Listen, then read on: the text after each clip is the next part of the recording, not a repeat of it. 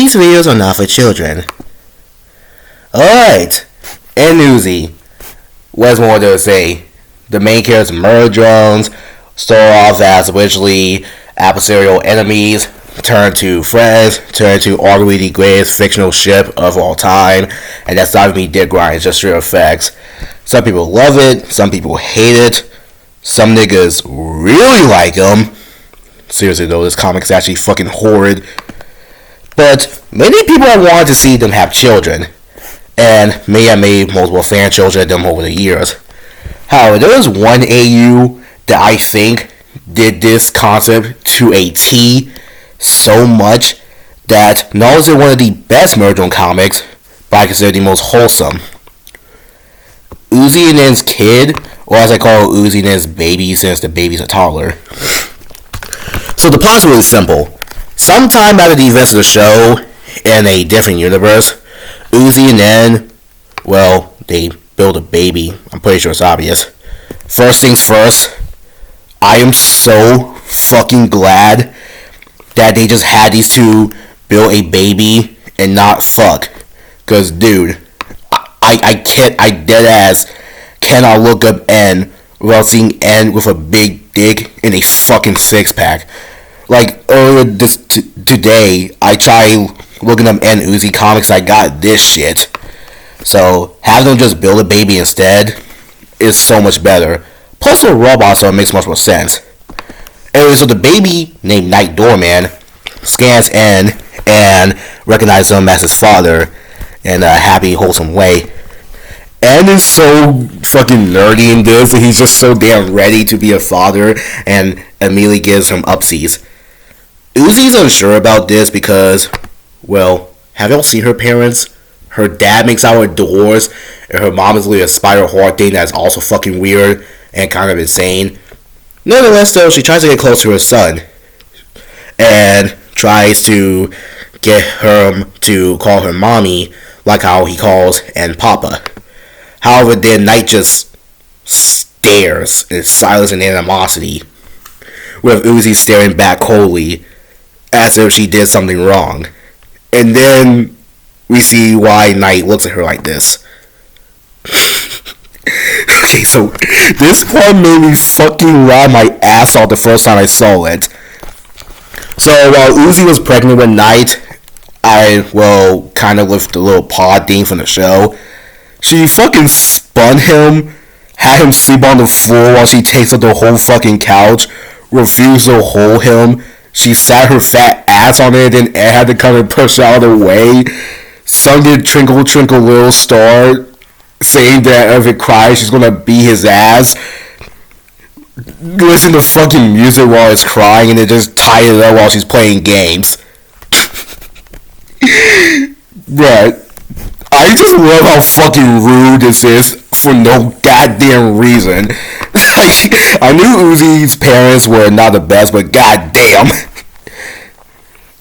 So despite that, Uzi didn't realize she's not a good mom, so she tries multiple days to make Night like her. Listen to music, playing peekaboo, and taking a selfie and watching anime with him, where she wanted to watch with N, but N's not in the anime.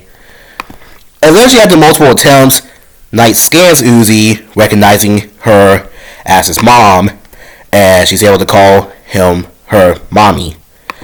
And thus, the new generation of the Doorman family begins.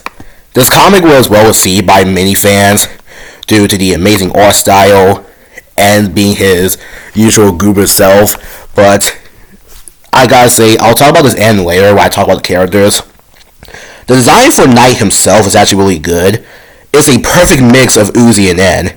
Like, you can tell that this is your child.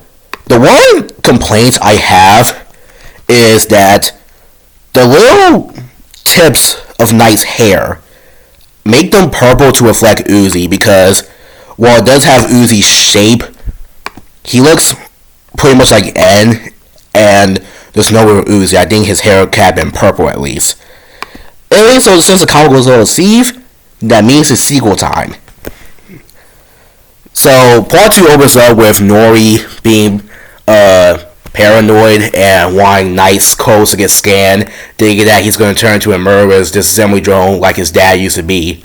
Which, One complaint I have with this comic, I noticed this second time around, but Khan and Nori have their personality swapped. In the show, Khan was hating on Uzi and Ned's relationship the whole time. He hated the disassembly drones, especially N. Fights him good enough is really about N trying to prove to Khan that he's good enough for Uzi. Meanwhile, Nori's more chill, and matter of fact, wanted to sure see outright told Uzi to make out with N and have children because, in her words, time is fleeting. So that's a little minor negative I have. I do like Khan having number one grandpa mug, like how in Fight Tom Good Enough he had number one dad mug. Anyway, so later the night while Uzi and I was sleeping, we get my favorite part, where Night disturbingly asks for their attention.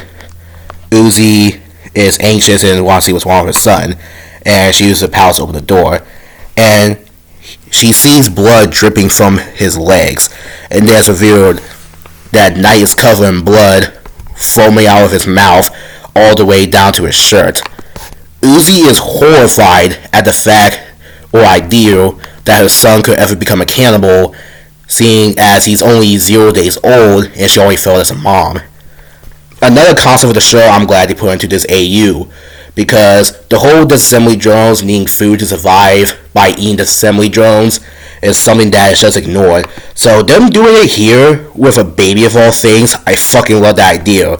I think it could make for a really good, really creepy story.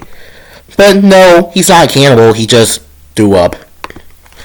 And goes to clean him off, which I still can't believe that Fight Tom Good Enough, this nigga actually stepped outside with this bullshit on.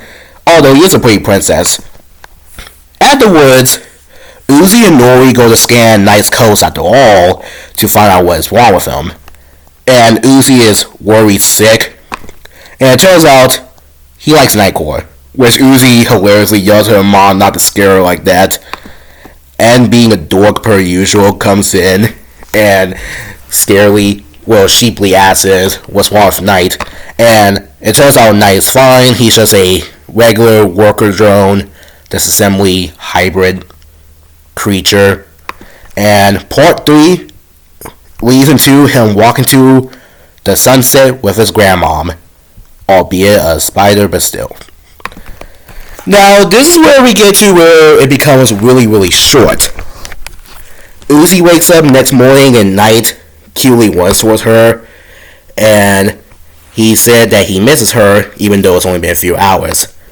So then, day after day after day, Uzi starts playing with Night more and bonding to him, to the point where Night on his own can run up to his mom and hug him. Which, I love this image so much. It perfectly encapsulates what I love about this. It gets even better. Night gives his mom a gift, a bottle cap, and she happily tells him thanks. Although it may not seem like much, it gets revealed that whenever Night brings her random stuff, Uzi always puts it into a little capsule, and whoever touches it, she's going to murder. Perfectly fit into her character and keep up with the adorableness of the comic. Part 4 is this one image, where in Night's bedroom, Anne reads him a bedtime story, and I forgot what the story was, but it ties into his and Uzi's relationship when they first met. One page, but it's still a goddamn masterpiece. Part 5, the most recent part, has overprotective Auntie V. No Auntie J, which I need that in the next part, where V has to babysit Night. However, Uzi keeps blowing up her phone, worries sick while she's out on a date with N because she's now an overprotective mom. So V uses the best power of the multiverse, the art of rage baiting. So she rage baits Uzi, saying that she's terrorizing the hell out of Night.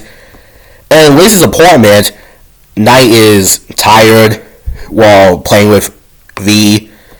Although he learns how to blow bubbles, says, if you've seen the show, you know that V loves bubbles, which amazes him and wakes him back up, and he adorably calls her Auntie V. And then Uzi responds to the rage bait by kicking down the door, where V smirks at her evil plan.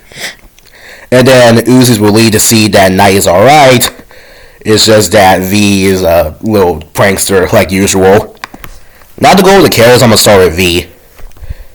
V is pretty much the same as usual. She's still sweet, caring, while at the same time still a bitch. I just fucking love V and J in general. They're how you do a bitch queen white. NUzi, I fucking love. As originally with her, it starts off with her being unsure about being a parent and her awkward interaction with her son. Flashback revealing that she's just fucking terrible, but then she makes an actual effort to improve and to become a better mom to the point where she's able to be extra as one. As for N, this is my favorite version of him by far. As soon as he was finally born, he was just ready to be a dad. And he just encapsulates the dorky dad vibe so perfectly, and I just fucking love it. He unfortunately doesn't have that much screen time compared to NUzi, since it's more focused on NUzi and her growth to becoming a mom. But still, whenever N appears on screen, it's a treat. Con and Nori had a personality swap, but other than that, I still think they're fine. This comic is a goddamn masterpiece, and is the most wholesome murder comic I've seen in my life. No stupid sex jokes, no convoluted plot, just happy, wholesome fun, which I feel this fandom is dearly missing. Please check out this comic, and I am so ready for when Part 6 comes out, and I hope it includes Jay. Thank you, and peace out.